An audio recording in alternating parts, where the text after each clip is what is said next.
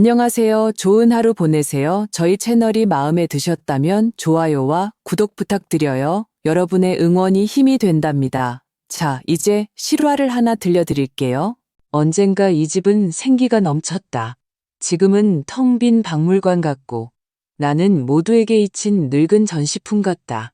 서울 평창동의 오래된 저택, 높은 천장, 스테인드 글라스 창문, 고급 원목 가구, 거실의 앤티크 궤종 시계. 이 모든 것은 사람들의 목소리가 울려 퍼질 때 살아있었다. 지금은 오직 침묵만이 존재한다. 침묵과 아침마다 삐걱거리는 내 관절 소리뿐이다. 나는 78살이다. 손가락에 욱신거리는 통증, 2층으로 올라간 뒤의 숨가쁨, 낡은 궤종시계처럼 삐걱거리는 심장의 이상한 박동에도 익숙해졌다. 하지만 침묵에는 익숙해지지 않았다. 그 일요일, 나는 거실 창가에 앉아 있었다.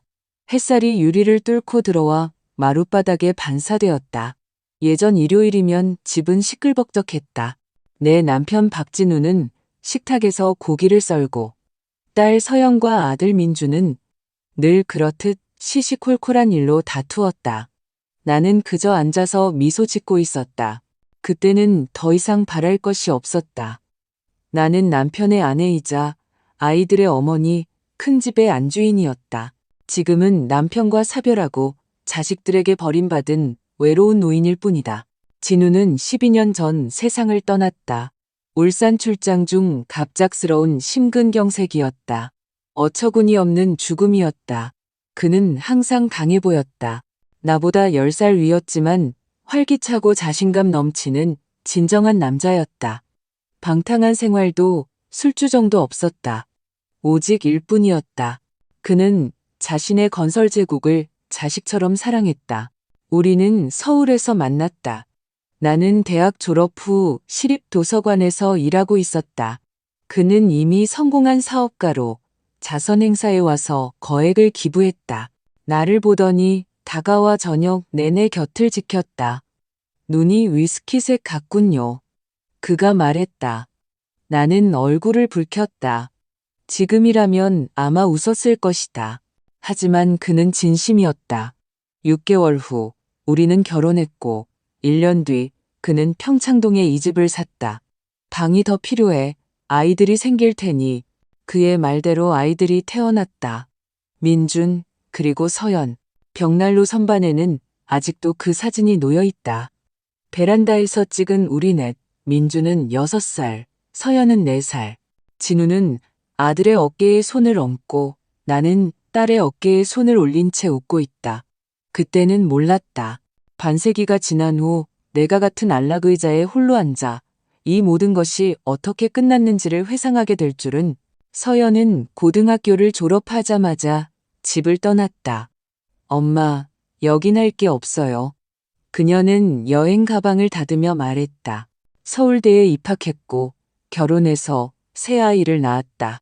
지금은 제주도에서 환경재단을 운영한다. 가끔 전화하고 매년은 아니지만 설날에 찾아온다. 그리고 민주는 나의 아픈 손가락이다. 첫 아이, 나의 모든 것이었다. 나는 항상 그를 오냐오냐 키웠다.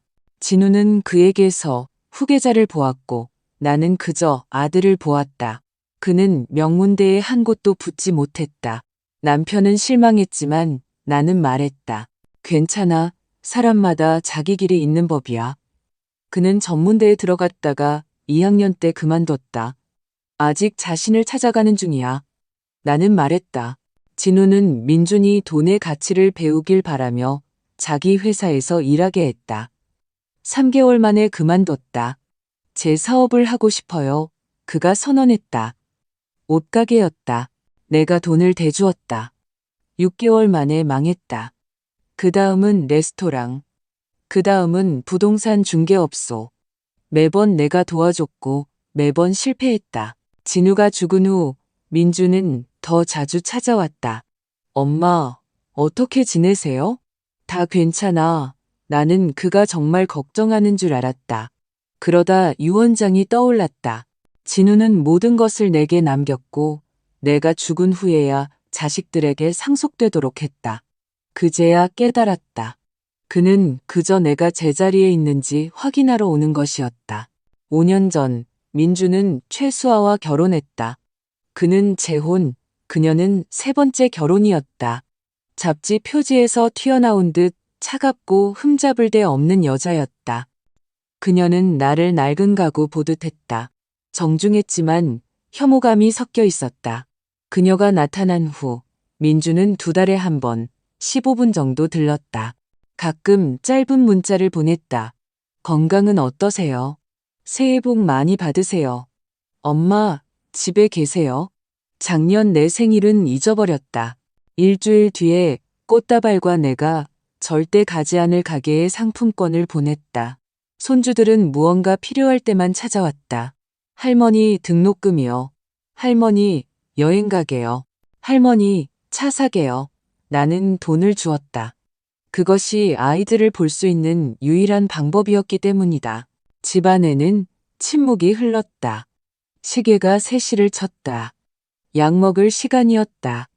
나는 지팡이를 짚고 일어섰다. 무릎이 쑤시고 심장이 멋대로 뛰었다. 산을 오르는 것처럼 숨이 찼다. 의사는 나이 탓이라고 했다. 하지만 나는 그게 다가 아니란 걸 알았다. 약들은 주방 식탁 위, 이름표가 붙은 약통에 담겨 있었다. 아침, 점심, 저녁, 작은 약국이었다. 나는 앉아서 물을 따르고 형형색색의 캡슐 한 움큼을 삼켰다.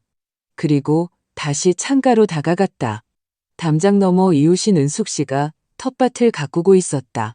남편과 사별한 지 3년째인 그녀는 65이지만 활기차고 부지런했다. 가끔 차를 마시러 와서 직접 만든 잼을 주며 서울 아산병원에서 간호사로 일하는 딸 지은이 이야기를 들려주었다. 은숙 씨는 아무런 부탁이나 이유 없이 나를 찾아오는 유일한 사람이었다. 그것도 자주는 아니었지만 전화벨이 갑자기 요란하게 울렸다. 나는 깜짝 놀라 가운에 물을 조금 쏟았다. 액정에는 민준이라고 떠 있었다. 엄마, 안녕하세요. 그래, 아들. 저 근처 지나가는데 바쁘지 않으시면 5분만 들를게요. 근처라니. 그는 여기서 차로 20분 거리에 살면서 제주도에 사는 서연보다도 나를 덜 찾아왔다. 물론이지. 어서 오렴. 기다리고 있을게. 나는 진심으로 기뻤다. 온갖 실망에도 불구하고 그는 내 아들이었다. 나는 서둘러 부엌으로 가서 가사 도우미인 박 여사에게 커피를 내리고 민준이 좋아하는 과자를 접시에 담아달라고 부탁했다. 그리고 욕실로 가 머리를 빗고 립스틱을 발랐다. 거울 속 나를 보았다. 눈가의 주름, 얇아진 피부, 단정하게 쪽진 머리. 진우는 항상 내가 곱게 늙는다고 했다. 지금 그가 있다면 뭐라고 말했을까? 민주는 40분 뒤에 도착했다. 언제나처럼 쫙 빼입은 모습이었다. 고급 정장에 수천만 원짜리 시계, 비싼 뿔테 안경. 그는 내 뺨에 건조하고 형식적으로 입을 맞추고는 거실로 들어갔다. 어떻게 지내세요, 엄마? 견딜만해, 아들. 너는? 수아는 잘 있고? 네, 다 좋아요. 저희 곧 크루즈 여행 가요. 지중해 11개국을 2주 동안 도는 건데 엄청난 유람선에 레스토랑, 관광까지. 그는 꿈의 휴가에 대해 말하듯 열정적으로 이야기했다. 내가 한 주를 어떻게 보냈는지, 건강은 어떤지, 기분은 어떤지에 대한 질문은 단 한마디도 없었다. 그는 그저 자기 이야기만 했다. 나는 듣고 미소 지으며 그를 바라보았다. 다 큰 남자, 내 아들. 그가 왜 왔는지 이해할 수 없었다. 답은 금방 나왔다. 엄마, 제가 말씀드렸던 강원도 부치크 호텔 프로젝트 기억하세요? 파트너, 인테리어, 사업 모델, 전망. 나는 침묵했다.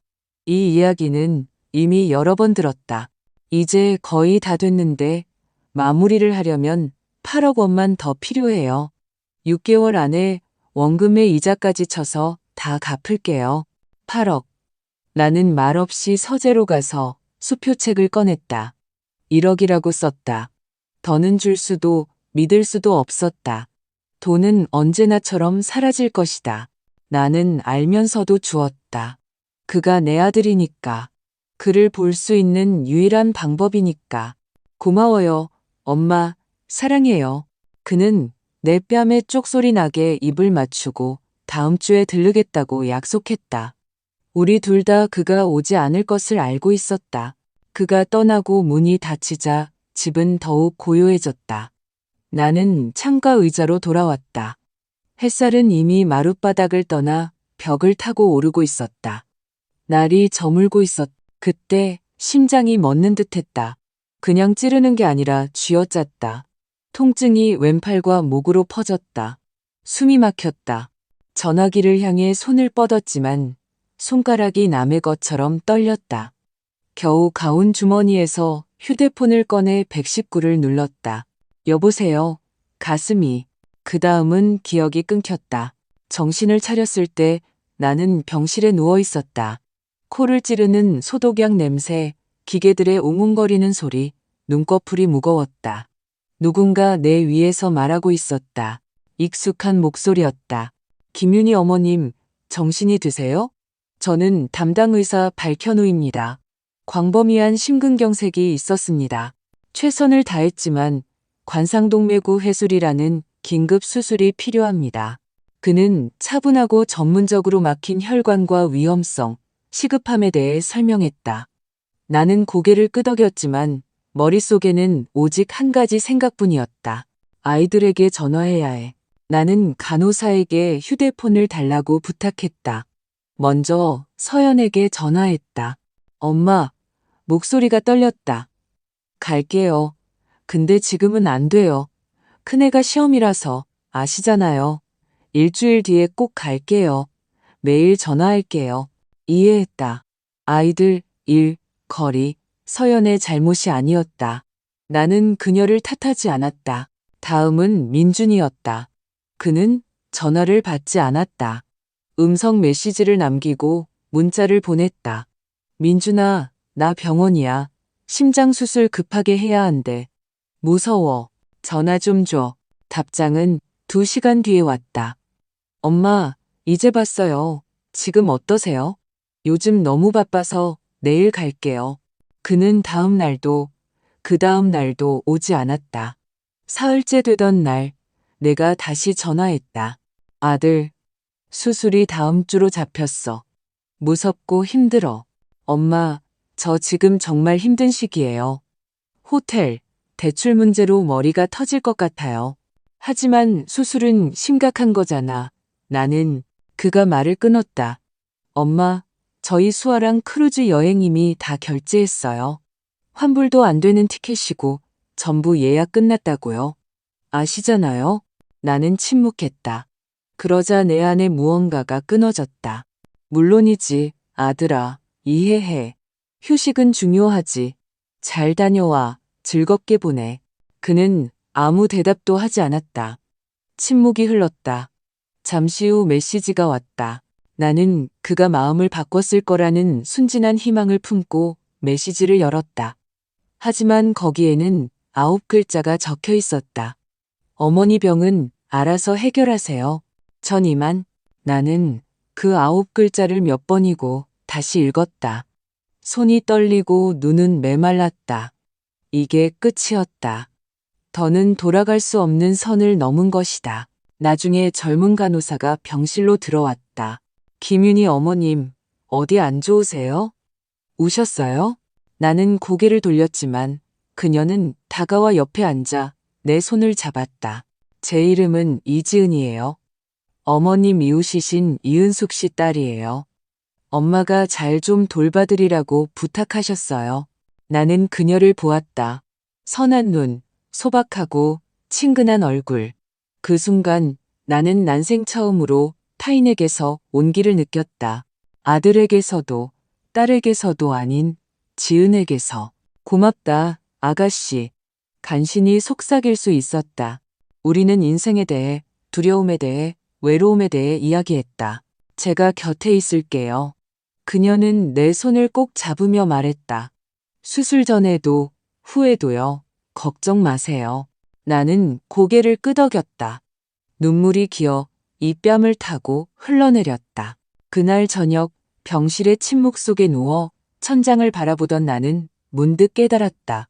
유언장을 고쳤어야겠다. 나는 휴대폰을 꺼내 12년 동안 건드리지 않았던 번호를 찾았. 남편의 오랜 친구이자 진우 사후 유언장을 작성했던 변호사였다. 여보세요. 강 변호사님, 저 김윤희입니다. 내일 병원으로 좀 와주시겠어요? 모든 걸 바꾸려고요. 수술 전날 밤, 나는 거의 잠들지 못했다. 병실은 어두웠고 링거액인의 심장 박동에 맞춰 떨어졌다. 문 밖에서는 당직 근무자들의 발소리가 들렸다.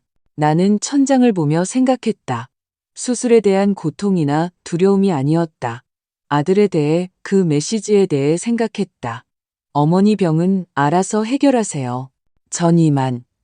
그리고 매일 저녁 링거를 확인하고 베개를 고쳐주고 아무런 대가도 바라지 않고 내 손을 잡아주던 지은이에 대해 생각했다. 새벽녘에 문이 조용히 열렸다. 그녀였다. 안 주무셨어요? 지은이가 조용히 물었다. 잠이 안 와서. 생각이 많네. 그녀는 다가와 베개를 고쳐주고 내 어깨를 토닥였다. 수술 내내 제가 곁에 있을 거예요. 기억하시죠? 제가 심장외과 수술 보조 간호사로 지원했어요. 저희가 실망시켜드리지 않을게요. 나는 오랜만에 평온함을 느꼈다. 그녀는 내 가족이 아니었지만 지금은 그 누구보다도 가까웠다. 고마워, 지은아. 나는 속삭였다. 네가 상상하는 것 이상으로 중요해. 오전 8시 강 변호사님이 도착했다. 여전히 몸에 잘 맞는 비싼 코트를 입고 서류 가방을 든 깔끔한 모습이었다. 이른을 바라보는 나이였지만 세월을 비껴간 듯했다. 김윤희 여사님. 그가 옆에 앉으며 말했다. 수술 몇 시간 전에 정말 이렇게 하시겠습니까? 물론입니다. 강 변호사님. 단 한순간도 의심한 적 없어요. 그는 서류 가방을 열었다. 최종 버전입니다. 저택, 예금, 주식은 민준 씨와 서연 씨에게 균등하게 분배되고 손주들에게는 성인이 되면 약간의 저축액이 돌아갑니다. 진우 회장님 사후에 작성된 그대로입니다. 나는 고개를 끄덕였다. 이제 모든 게 달라질 겁니다. 제가 부를 테니 받아 적으세요. 그는 눈썹을 치켜떴지만 말없이 녹음기를 켜고 손으로 받아 적기 시작했다. 첫째, 재산의 절반을 이지은 씨에게, 내 이웃 이은숙 씨의 딸, 나를 돌봐주고 외면하지 않은 대가로. 강 변호사는 이의를 제기하지 않고 고개만 끄덕였다. 둘째, 저택과 모든 유가증권, 예금, 투자는 신탁으로 묶는다. 내가 살아있는 동안은 내가 직접 관리할 것이고 매년 내 생일에 가족 중 누가 그 해의 수익 일부를 받을지 결정하겠다. 그들의 공과 행동, 나에 대한 관심에 따라서 상속자들을 상대로 시험이라도 치르시겠다는 겁니까? 강 변호사가 피식 웃었다. 정의를 원합니다. 그들이 소비자가 아니라 인간이 되는 법을 배우길 바라요. 배우지 못하면 아무것도 얻지 못할 겁니다. 이해하셨겠죠? 손주들은요? 손주들에게는 25세가 되면 각자 5천만 원씩. 그 돈은 변호사님 관리하에 신탁에 둡니다. 그는 고개를 끄덕였다. 그리고 민준 씨는요? 나는 눈을 가늘게 떴다. 그 애가 그렇게 서둘러 얻고 싶어 했던 것을 남겨주겠어요. 우리 가족 선산의 몇 자리, 그 자리가 오래전부터 자기를 기다리고 있다는 걸 알게 해야죠. 강 변호사는 진심으로 웃었다. 김윤희 여사님, 하나도 변하지 않으셨군요. 그저 이제야 눈을 뜬 것뿐입니다. 강 변호사님, 늦게라도 뜨는 게 낫죠. 20분 후 그는 최종 서류를 가져왔다. 증인으로 간호사 2명을 불렀다. 서명, 날인, 병실에서 직접 받은 나의 정신 상태에 대한 의학적 확인서까지 모든 것이 공식적으로 처리되었다. 떠나기 전 강 변호사는 내 손을 잡았다. 오늘 바로 등기소에 제출하겠습니다. 저는 언제나처럼 여사님 편입니다. 나는 고개를 끄덕였다. 한 가지만 부탁할게요. 지은이에게는 아직 말하지 마세요. 수술 후에 제가 직접 말하겠습니다. 그가 떠나자 나는 다시 혼자가 되었다. 마음이 이상하게 가벼웠다. 마치 수십 년 만에 처음으로 남의 눈치나 두려움 없이 나 자신을 위해 중요한 일을 해낸 기분이었다. 이것은 복수가 아니었다. 정의의 회복이었다. 수술은 오전 10시로 예정되어 있었다. 9시에 지은이가 병실로 들어왔다. 깨끗한 가운에 머리는 수술 모자 아래로 단정히 묶여 있었다. 손에는 의료 차트가 들려 있었지만 눈에는 전문가의 냉정함이 아닌 인간적인 온기가 있었다. 준비되셨어요? 그녀가 물었다. 아니, 솔직히는 내가 대답했다. 누가 자기 가슴을 여는 일에 완전히 준비될 수 있겠어. 그녀는 부드럽게 미소 지었다. 모든 걸 이해하고 계시다는 게 바로 어머님의 힘이에요. 그건 약함이 아니에요. 그녀는 내가 이동 침대로 옮겨 눕는 것을 도왔고 링거를 확인하고 내 눈을 바라보았다. 제가 모든 과정에 함께 있을 거예요. 집도인은 이 분야 최고지만 솔직히 그분 때문이 아니라 지은이 너 때문에 마음이 놓여. 나는 말없이 고개를 끄덕였다. 더 할 말이 없었다. 오직 한 가지 감정뿐이었다. 나는 혼자가 아니다. 이동 침대는 복도를 따라 굴러갔다.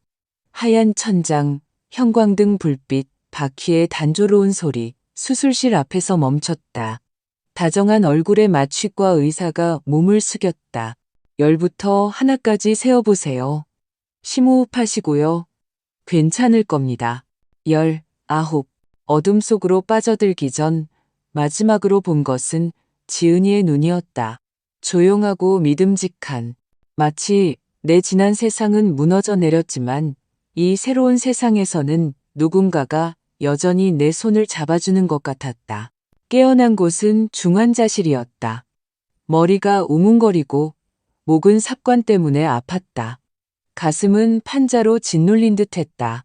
숨을 쉬려 했지만 잘 되지 않았다. 김윤희 어머님.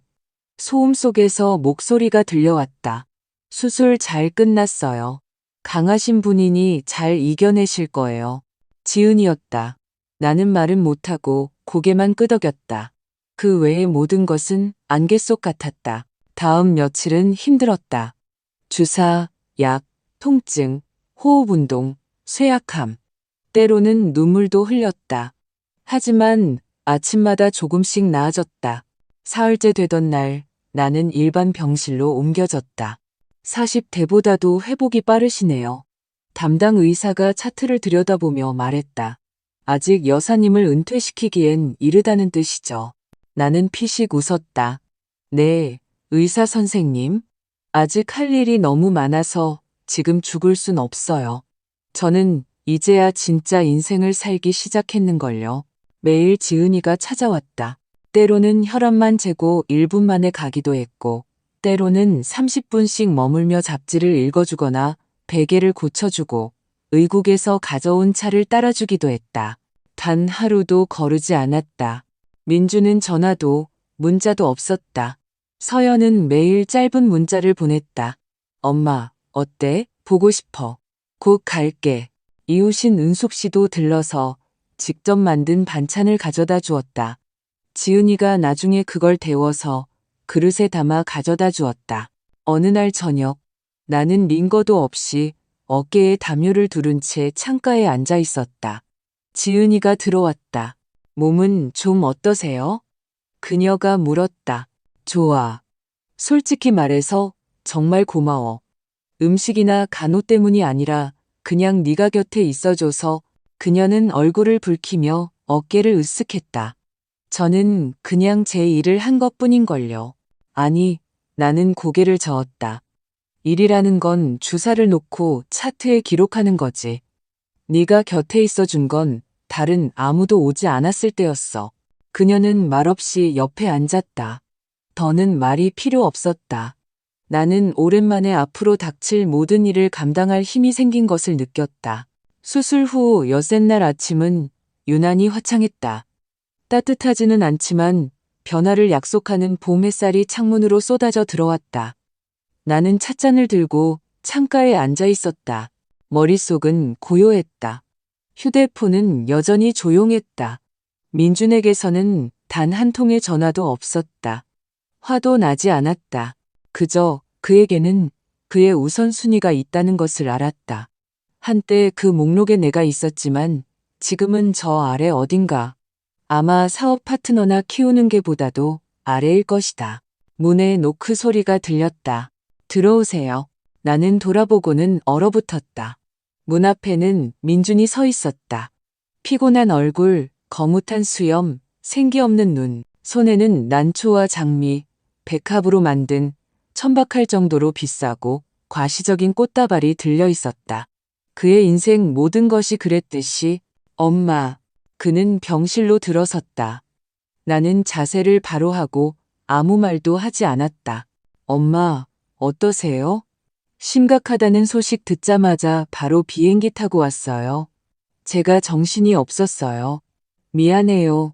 용서하세요. 나는 침묵하며 그를 바라보았다. 내 심장이 멈출 뻔한 순간에 유람선에서 휴가를 선택한 남자를. 그는 꽃다발을 협탁에 내려놓고 옆에 앉았다.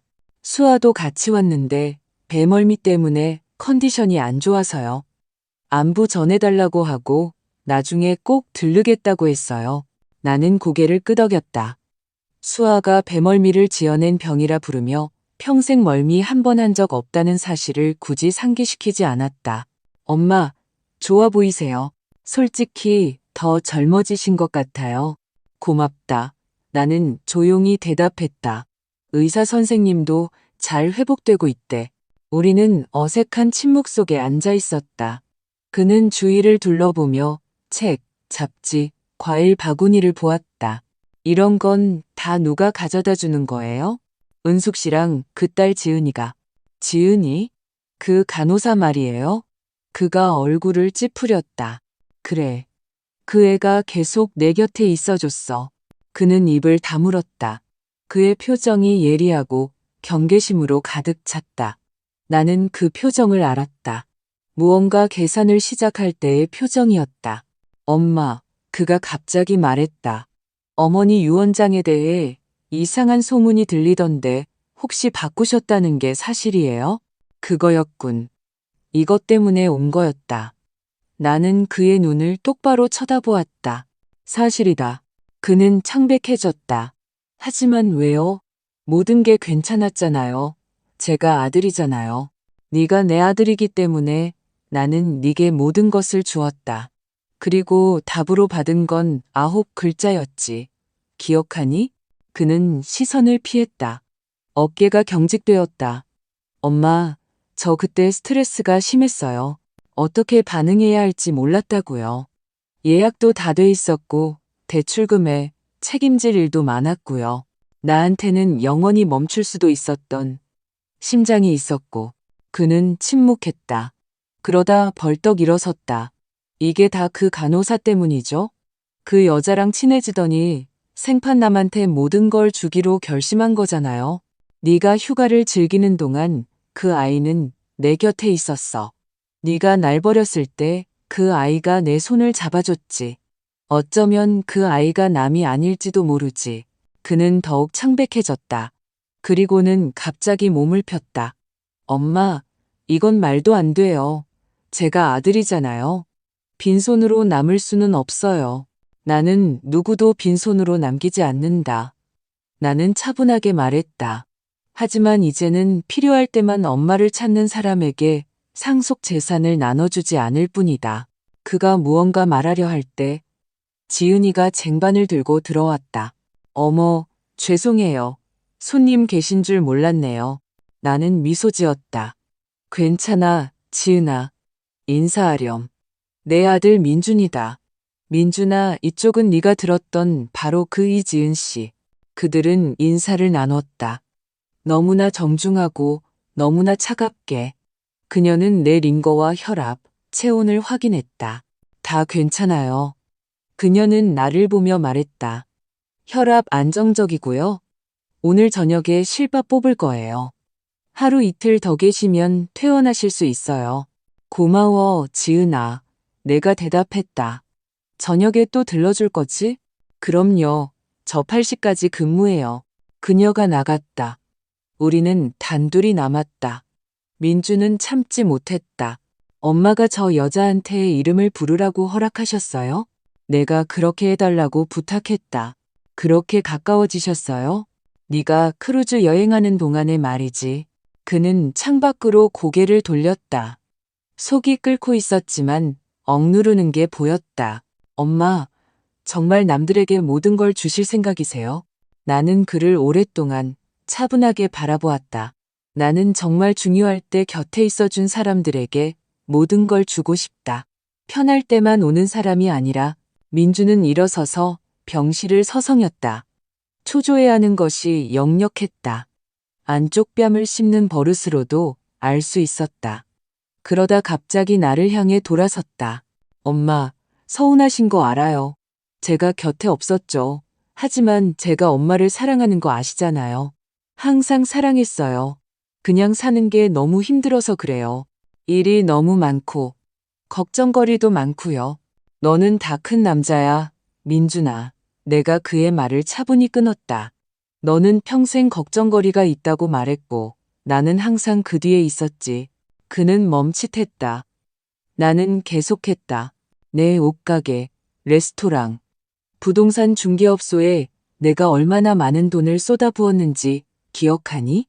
수아와의 결혼식, 아파트, 차, 휴가까지. 그는 고개를 숙이고 침묵했다. 지난 10년간 13억 2천만 원이다. 너는 단 한 번도 고맙다고 말하지 않았고 단 1원도 갚지 않았어. 그는 고개를 들었다. 그러려고 했어요. 엄마, 계획했었다고요. 그냥 잘 안 됐을 뿐이에요. 너는 시도조차 하지 않았지. 나는 부드럽게 말했다. 내가 묻지 않을 거라는 걸 알았으니까. 나는 엄마니까. 모든 걸 참고 조건 없이 모든 걸 줄 거라고 생각했으니까. 그는 천천히 주저앉았다. 엄마, 제가 엄마를 사랑하지 않는다고 생각하시는 건 아니죠? 그냥 제가 표현을 잘 못할 뿐이에요. 우리 집은 항상 그랬잖아요. 아버지가 주시고 엄마가 주시고. 전 그게 익숙해요. 더는 그렇게 안 될 거다. 내가 말했다. 나는 은행도 재단도 내 실패를 보증하는 사람도 아니야. 나는 네가 유람선 레스토랑에서 메뉴판을 읽고 있을 때 죽을 뻔했던 한 인간, 한 여자다. 그는 두 손으로 얼굴을 감쌌다. 잠시 침묵하더니 조용히 물었다.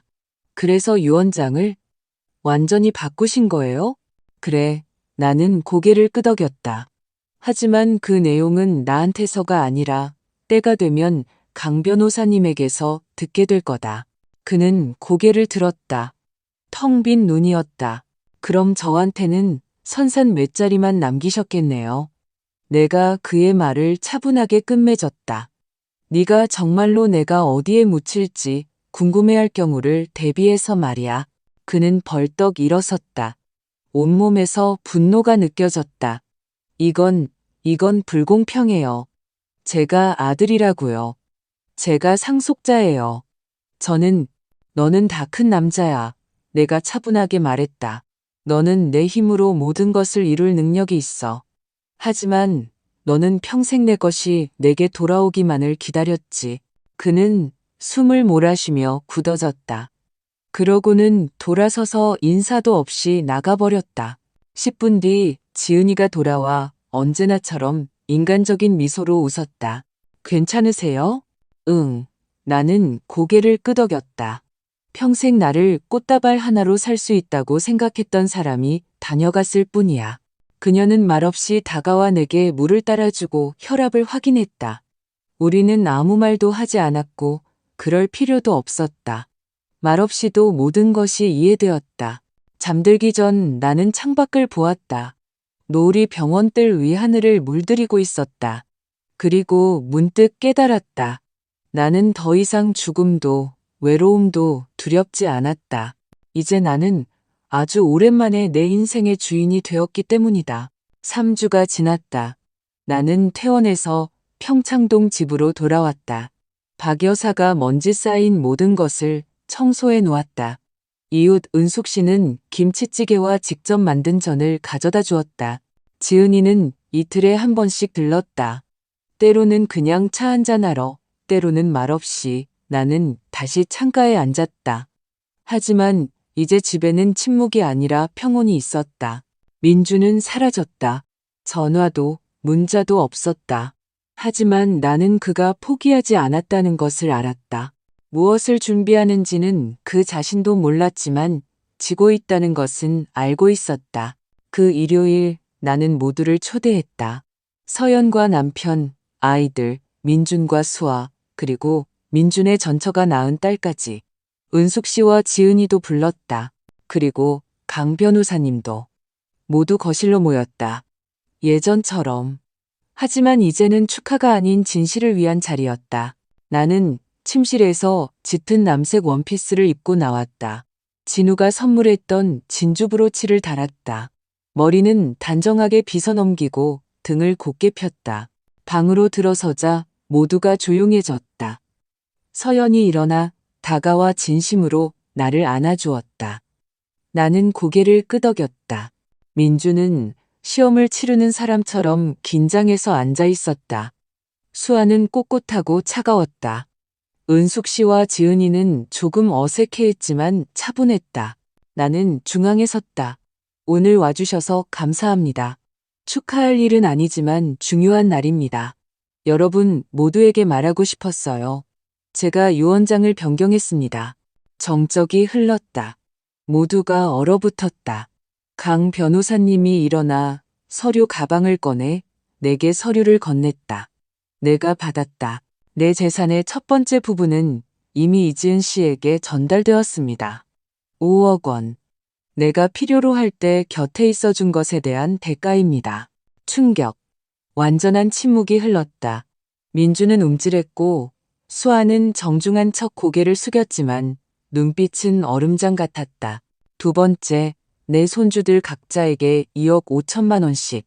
하지만 지금이 아니라 25세가 되었을 때 돈은 강 변호사님께서 관리하며 부모는 접근할 수 없습니다. 10대 아이들의 얼굴에 생기가 돌았다. 서연은 담담하게 고개를 끄덕였다. 민주는 창백해졌다. 나머지 모든 것, 부동산, 예금, 주식은 신탁으로 묶습니다. 제가 살아있는 동안은 제가 관리할 겁니다. 매년 제 생일에 여러분 중 누가 그 해의 수익 일부를 받을지 제가 결정할 겁니다. 여러분이 어떻게 행동했는지, 누가 전화하고, 누가 찾아오고, 누가 그냥 명단에만 있는 친척이 아니라 진짜 가족이었는지에 따라서요. 나는 모두를 둘러보았다. 제가 죽은 후 신탁은 세 사람이 관리하게 됩니다. 강 변호사님, 지은이, 그리고 제가 나중에 지명할 또 한 사람. 그들, 오직 그들만이 누가 제 유산을 받을 자격이 있는지 결정할 겁니다. 민준이 벌떡 일어섰다. 이건 협박이에요. 장난하시는 거잖아요. 그럼 이제 우리가 무슨 오디션이라도 봐야 한다는 말이에요? 아니, 나는 차분하게 대답했다. 단지 이제 나는 더 이상 주기만 하지 않겠다. 누가 받을 자격이 있는지, 왜 받을 자격이 있는지 내가 선택하겠다. 수아는 입술을 깨물었다. 모욕적이에요. 우린 어린애가 아니라고요. 가족이잖아요. 틀렸어, 수아야. 가족은 서류상의 단어가 아니야. 행동이지. 서연은 침묵하다가 일어섰다. 엄마, 확신하세요? 이건 불화를 일으킬 수도 있어요. 불화는 이미 존재한단다, 딸아. 나는 조용히 대답했다. 단지 이제야 그게 눈에 보일 뿐이지. 강 변호사님이 사본을 나누어 주었다. 서류, 서명, 모든 것이 공식적이었다. 민주는 분노와 고통, 그리고 두려움이 뒤섞인 눈으로 나를 보았다. 돈이 아닌 권력과 통제력을 잃을까봐 두려워하는 눈빛이었다. 그가 무언가 말하려 했지만 내가 먼저 말했다. 내게 1년의 시간이 있다. 민준아. 용서를 구하라는 게 아니라 네가 소비자가 아닌 인간이라는 걸 보여줄 시간. 아직까지 나는 그걸 보지 못했다. 그들은 말없이 떠났다. 수아는 눈을 가늘게 뜬 채 민주는 고개를 숙인 채 민준의 딸이 내게 다가와 안아주었다. 할머니, 사랑해요. 돈 때문이 아니에요. 나는 눈물을 참았다. 고맙다, 얘야. 그게 가장 중요해. 모두가 떠난 후 우리는 지은이와 부엌에 남았다. 그녀는 찻잔을 들고 여전히 가벼운 충격에 빠진 채 앉아 있었다. 왜 이렇게 하셨어요? 마침내 깨달았기 때문이야. 나는 평생 주기만 했어. 이제부터는 누구에게, 그리고 무엇 때문에 줄지 내가 선택할 거야. 그녀는 말없이 고개를 끄덕였다. 그리고 처음으로 간호사가 아닌 가까운 사람으로서 이 이야기가 여러분의 마음에 와닿았다면 좋아요를 눌러주시고 비슷한 경험이 있었는지 혹은 여러분이라면 어떻게 했을지 댓글로 남겨주세요. 여러분의 참여는 더 좋은 이야기를 만드는데 큰 힘이 됩니다. 끝까지 들어주셔서 감사합니다. 건강하고 오래 그리고 진정한 삶을 사시길 바랍니다.